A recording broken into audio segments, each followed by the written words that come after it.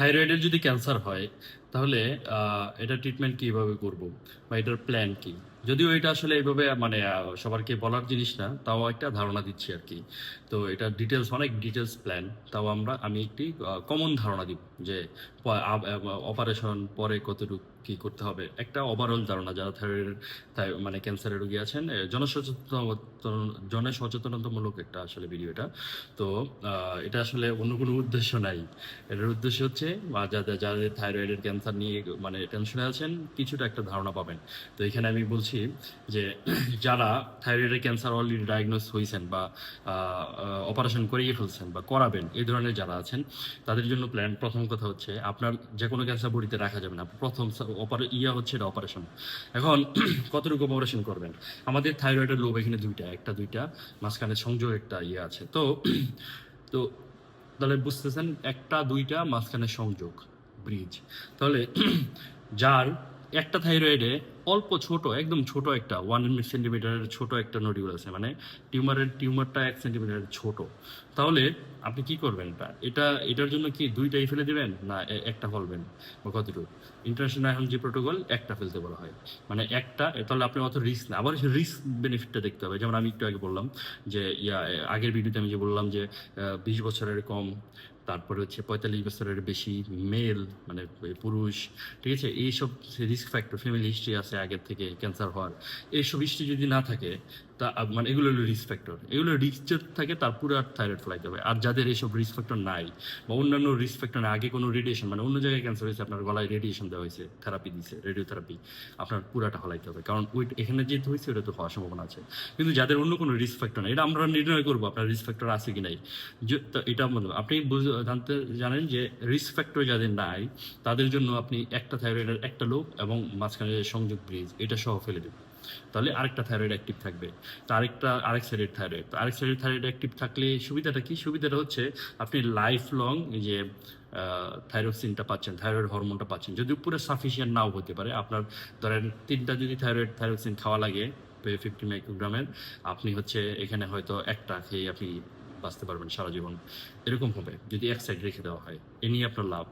আর ক্ষতি হচ্ছে, ক্ষতি তো আর না, ক্ষতি হলে তো আমরা অপারেশন করতাম না। ক্ষতি বলতে আপনি এটা ফলো আপে রাখতে হবে 1-2 বছর পর পর, 3 বছর পর পর, একসব প্রোটোকল আছে, 5 বছর পর পর আপনি রেগুলার একটু আলটা করে দেখবেন এর ভিতরে আবার কোনো কিছু হচ্ছে কিনা, ওখান থেকে পরীক্ষা নিয়ে এই টেনশনটা আপনার একটু মাথায় রাখা লাগবে যে এটাও ক্যান্সার হইতে পারে কিনা। এই জন্য হচ্ছে আপনি করবেন, ওই রেগুলার ফলো আপে রাখা লাগবে যারা অর্ধেক অপারেশনটা করবেন, মানে এক সাইডে।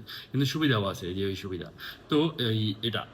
আর যাদের রিস্ক ফ্যাক্টর, আমি যে বললাম এক সাইডে আছে রিস্ক ফ্যাক্টর আছে, তাদেরকে আসলে ওই টিয়া দিয়ে হবে না, ওই পুরাটা করে ফেলতে হবে, পুরা থাইরয়েড অপারেশন করে ফেলতে হবে। আর এই রিস্ক ফ্যাক্টর ছাড়াও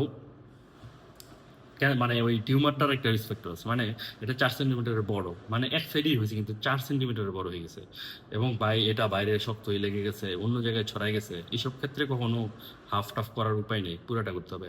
আবার দেখলো যে এইখানে ক্যান্সার ধরা পড়ছে, আমি এই সাইড থেকে করি না, এই সাইডেও ছোট ছোট নডিউল আরও আছে, দুই সাইডে ইনভলভমেন্ট, বা এই সাইডে নর্মাল আর নডিউল আছে কিন্তু ওইগুলো ক্যান্সার আসে নেই, তাও আপনার পুরা থাইরয়েড করে ফেলতে হবে। তাহলে পুরা থাইরয়েড করে ফেলা আমি আজকে প্ল্যানটা যেটা বলবো, পুরা থাইরয়েড করে ফেলার পরের যে প্ল্যান।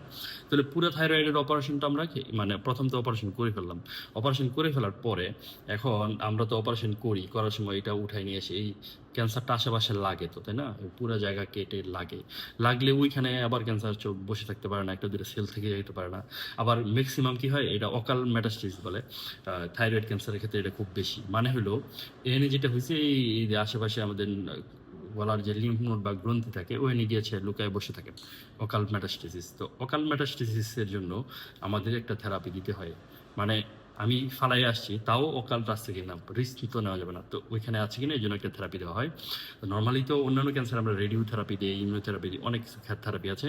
আমাদের এই থাইরয়েডের জন্য একটা স্পেশাল থেরাপি, এটা রেডিও আয়োডিন থেরাপি। অন্য থেরাপির মতো না, অনেকগুলো সাইকেল, 32টা 40টা এরকম সাইকেল এখানে নাই, একটা সাইকেল, এবং সাইকেলও এরকম পরানো না, এটা হচ্ছে ট্যাবলেট খাওয়াই দেওয়া, রেডিও অ্যাক্টিভ আয়োডিন ট্যাবলেট খেয়ে দেওয়া হয়, এবং এই গিয়ে রেডিও অ্যাক্টিভ আয়োডিনকে রেডিয়েশন দিয়ে ওটাকে মানে যেখানে লুকায় আছে ক্যান্সারটা ওকে মেরে ফেলে, বডির যেখানে থাকুক, এখানে থাকুক এবং অন্য দূরেও চলে যায়। এটা থাইরয়েড ক্যান্সারের জন্য এটা সুবিধা।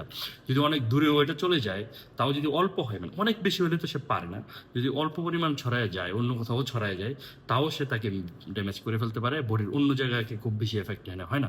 এই জন্য থাইরয়েড ক্যান্সার যদি আমরা ভালোভাবে ট্রিট করতে পারি, তাহলে এটা পুরোপুরি নির্মূল সম্ভব। কারণ সে খুঁজা খুঁজা সুবিধা না। ধরেন আপনার পুরা শহরের ভিতরে যদি 10 জন সন্ত্রাসী সরায় থাকে, আপনি যদি এরকম বা কোনো প্রসেস থাকে যে 10 জনকে আমরা টার্গেট করব এবং মানে গুলি করে দূর এক জায়গায় বসে মেরে ফেলবো, পুরো শহর তো আর এত তছনছ করা লাগছে না। ব্যাপারটা এরকম, আমাদের পুরো বডিতে এরকম স্ক্যানের ব্যাপার, যে ও যেখানে বসে আছে ওইখানে আইরিন একটু বাইরিন গিয়ে ওকে মেরে ফেলবে। খুব সুন্দর পদ্ধতি। তো এই জন্য যাদের থাইরয়েড যে অপারেশন হওয়ার পরে অবশ্যই থেরাপিটা নিতে হবে। এই থেরাপিটা নিলে বডির থেকে একদম পুরোপুরি থাইরয়েড টিস্যু নির্মূল হয়ে যাবে, এখানে আর মানে কি বলে ওই ক্যান্সার হওয়ার চান্সই নেই।